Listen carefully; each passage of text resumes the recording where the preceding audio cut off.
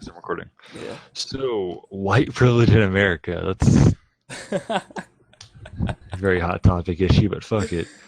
I think that it shouldn't be really labeled as white privilege. Being white really has nothing to do with it. I guess it's really the position that we're in. That's like the way I look at it is generally white people are more into like the suburban, easier kind of lifestyle. That's not always the case, obviously, but that's where it kind of mainly comes from. That the generality of it is that white people more commonly have a suburban lifestyle, an easier lifestyle, if you will. But I think that's what it should be more labeled as is a suburban village, if anything, and even then, that's pushing the envelope because someone like you and I came from a very poor background, and you can easily relate to that. And Yep. it's very hard for anyone to point a finger at either one of us and say we have privilege. Okay, maybe a little bit more now, but not back in the day. Now when I live fucking 20 minutes away from the nearest fucking gas station on a goddamn river. You kind of get a different kind of perspective of that, though, being as I worked with people of different ethnicities. There is some sort of privilege to being white, I guess I could say. Working with people that are like Mexicans, Asians, and whatnot, you kind of realize that there is not a whole lot, but there is definitely some disdain from other white Americans that are racist. Racism still exists, not nearly to the same degree as it did in the fucking 80s or some shit, but it still does exist. So, any thoughts so far? Yeah. I believe that this thing that people call white privilege is almost non-existent at this point because they are still a part of that community that still believes that the whites overpower the blacks, even though that same group fought for equal rights with voting and jobs and everything, just equal lifestyle. And at this point, we have the equality. We just have that tension between us that Yeah, just kind of breaks us apart, and it's also with gender at this point. So we can definitely. kind of find That's for a similarities different between video. Yeah. One thing I think needs to be brought up is, you keep hearing a lot about white privilege, but you think about it, like, say you compare me with the black kid. That black kid could get the exact same grades as me, get in the exact same much as trouble as me, basically a perfect lifestyle as me, perfectly similar, I should say. And that kid is more likely to get a scholarship solely because he is black, as to where I'm not. Now, how does that make sense? If you have two people from the exact same background who make the exact same grades, do the exact same thing, literally perfectly identical, but one is black, and the black kid is more likely to get a scholarship solely because he is black. That kind of seems like reverse racism, or really just regular racism at that point. Yeah, it's kind of reversing the pole of what gravitates to what side. So with black people nowadays, they like we saw with Ferguson, they'll start a riot because one person gets killed, but then 30 white people get killed and it's not a problem. I think the black people don't realize they're racist like the white people did back in the day. Yeah. I think the main problem is the generalization of groups and within labels. Now that to me is just a big subject altogether. I think Americans as a whole just label each other way too much, and that causes a lot of tension. Whenever you put everyone into a different group and different categorizations, it kind of just splits everything apart. Like I remember whenever being labeled as a gamer was a big thing. You had to prove you were a big gamer and everything, and that kind of caused a divide and everything. I mean, there were people who just played Candy Crush and Facebook games and shit, and they were all like, "Oh, you're not a real gamer." I was like, "What does that matter?" Ooh, you gotta think So about what? the ages of like what it was considered to be a gamer, because I grew up around the people that were considered gamers in their time solely because they did things like uh board games or role playing games like Dungeons and Dragons and Call of Cthulhu and then Monopoly. I don't know. And then there's another age when computers started coming out when it's like people that played World of Warcraft, which was a huge game back in the day. Yeah, yeah, well, I agree there. The main point of that topic though is that we're kind of applying that into racism and sexism and things like that in the modern day society. You really can't be doing that sort of thing. You can't categorize people into just one subject. You have to test people to go into to be in that group, you know? I mean, you have to follow a certain guideline to be in the Black Lives Matter or the feminist movement or something like that when it's just ridiculous. It should just be a foundation of morals. Do you believe in equality for races and sexes and all that? And if the answer is yes, then that's just your morality. It's not really you're in a group now, Yeah, I you know? think with the people searching for equality kind of don't look at both sides of the spectrum, right? They see their side as the one seeking the equality, the one that needs it, the one that doesn't have it. But they have never really looked at the other side, where let's consider the whites and blacks here.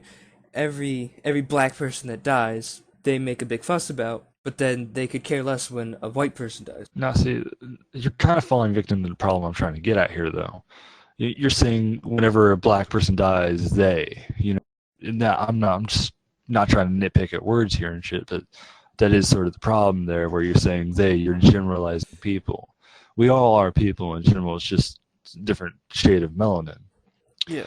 Well, I'm out. I think what you mean by they is more of like the radicalist Black Lives Matter things that say hang on The white people group and that are shit. trying to go against it as Yeah, people. yeah, true enough. I don't know. I think maybe wording there might need to be worked on, but yeah, I get what you're saying out there. It's definitely seen that extreme Black Lives Matter movements and whatnots definitely are in favor of their own side of the movement and kind of go a little bit too overboard with that. You know, how do I say it? How do I put this? It's kind of like they're trying to. They see previous crimes by past people as bad, and that needs to be repaid for by punishing people today. It's weird there how that works. I don't really understand the mindset behind that. You know, my grandfather was whipped by someone, so thus I must whip someone today in order to balance that out. You know, how does that really lead to a perfect society? It kind of just seems to throw everything in a loop, sort of, because once white,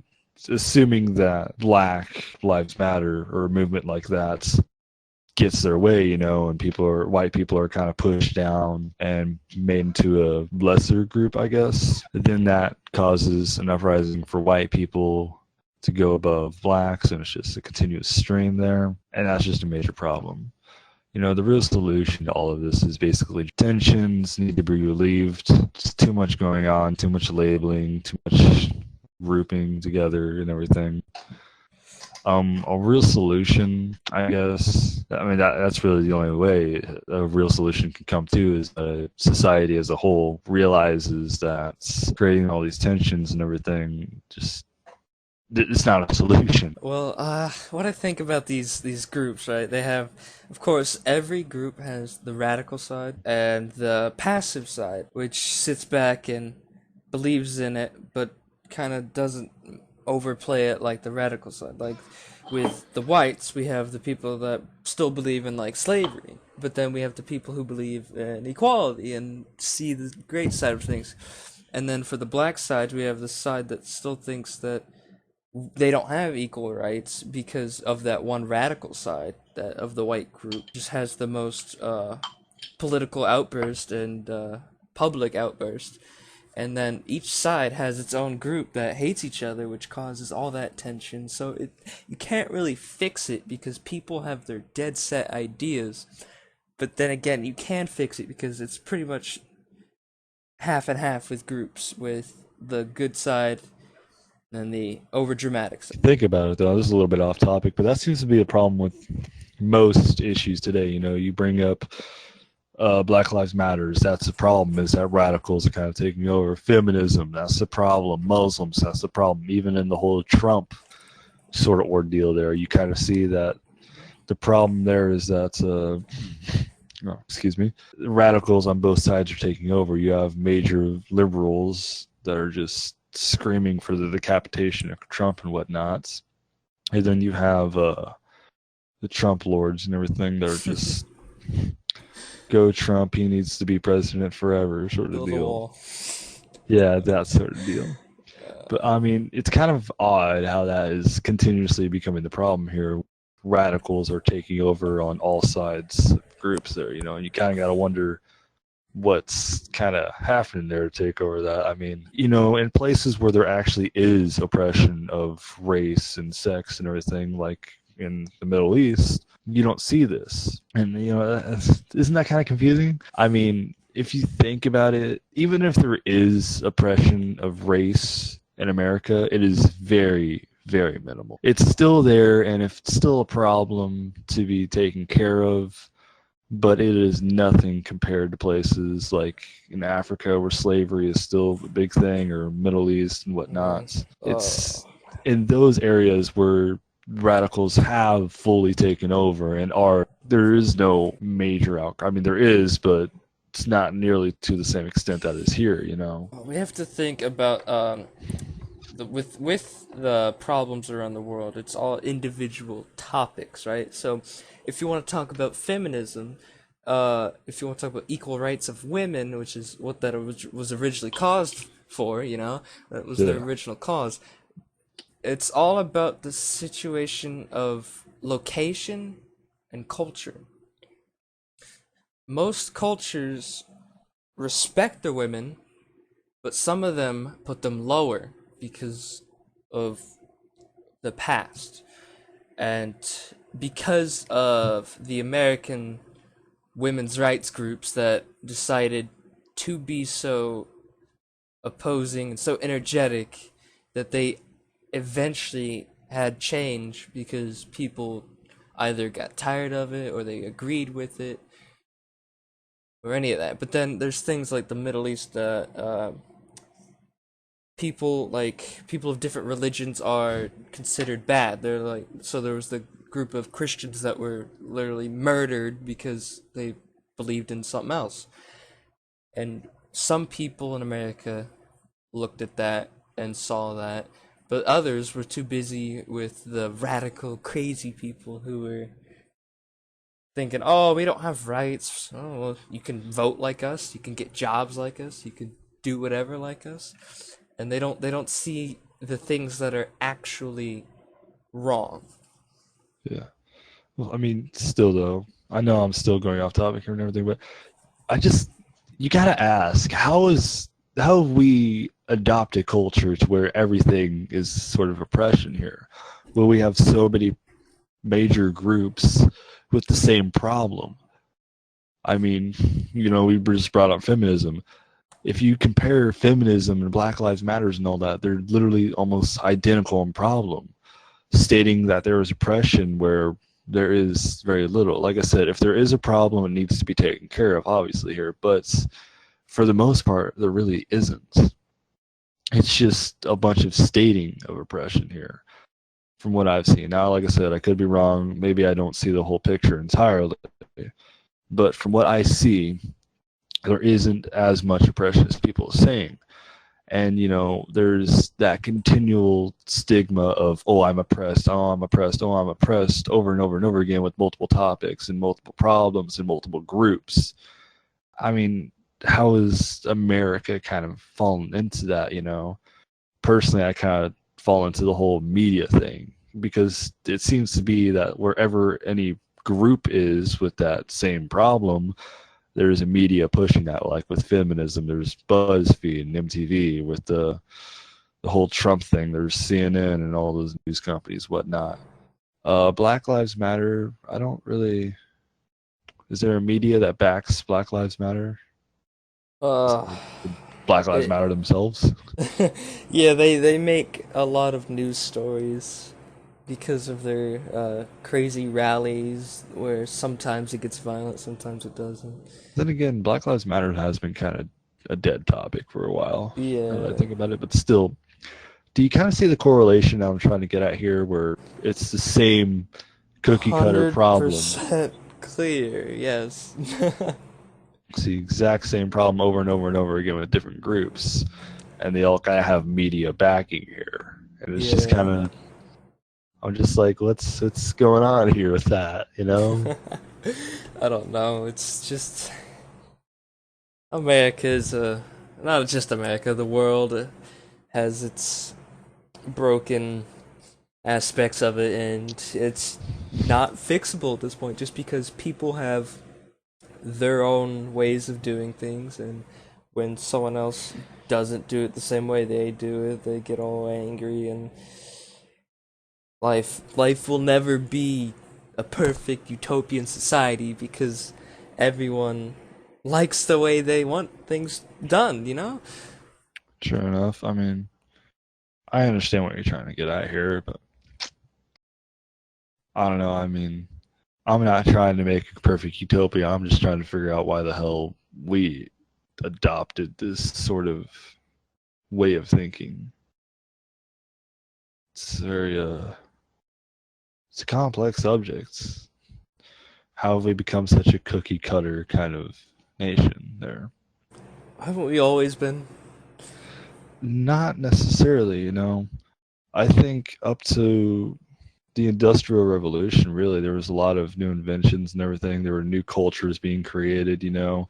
There's consistently new media being made. I mean, subcultures upon subcultures every single year are being created up until right around the Industrial Revolution, really. Then it just kind of started dying out more and more and more. And around the time of the 2000s, there were really no more subcultures being created. I mean, there is no new faction, subculture, whatever you want to call it today, you know. There were a time where uh, emos or fucking Oh yeah, that was definitely hipster. early 2000s. Yeah, well, I mean, still, there was a time where that was all new. Yeah, There was a time where, you know, there were new cultures. The nerds were not always a thing. yeah. The hipsters were not always a thing. You know, everything was Well, created I don't within know if you've time. noticed, but the new dominant group happens to be sort of nerdy.